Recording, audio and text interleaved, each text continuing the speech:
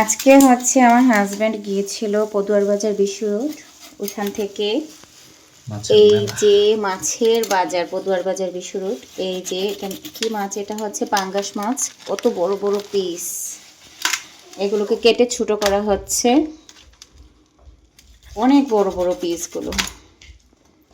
এরপর আনা হয়েছে টুনা ফিশ এবং কাটাকাটি করছে আমার হাজব্যান্ড, একদম ফ্লোরে বসে গেছে উনি।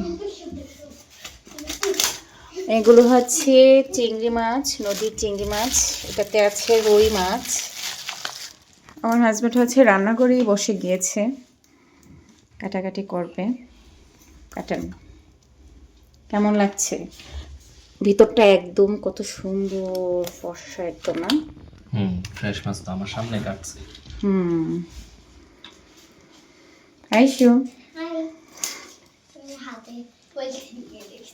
ঠিক আছে, কোনো সমস্যা নেই। আয়শা হেল্প করার জন্য দাঁড়ায় আছে যে কখন আমার পলিথিন লাগবে। এই যে পলিথিন ম্যান হাজির। হ্যাঁ, পিসটা দেখি অনেক বড়, না? এই যে বেকাতের মাছ মনে হইতেছে আমার কাছে। বেকাতে মনে হইতেছে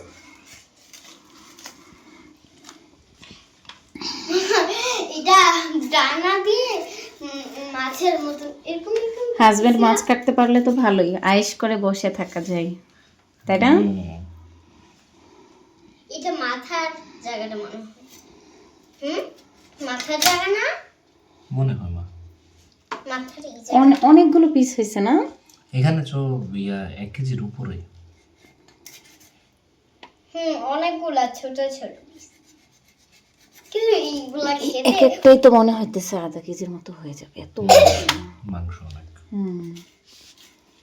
যেটা ভিতরটাও মালাই। ঠিক আছে আইসু, বাই বাই বলে দাও সবাইকে। হাই গাইস, এটা দেখে মনে হইতেছে লোভনীয় একটা জিনিস ভিতরটা। কিন্তু আমার বাবা তো কিছুই হইতেছে না। বাবা বাবা কিভাবে কাটবা এখন? ওইভাবে সোজা এটাতে কাটার ব্যবস্থা নেই, এইভাবে থাক। ওকে, এই দাও ঠিক আছে। ওকে, মাছ যে কাটে তাকে কি বলা হয়? কষাই বলা হয় না, কি বলা হয়? মাছ যে কাটে তাকে মৎস্যকন্যার শিকারী বলা হয়। ঠিক আছে, মৎস্যকন্যা শিকারী, বাই বাই।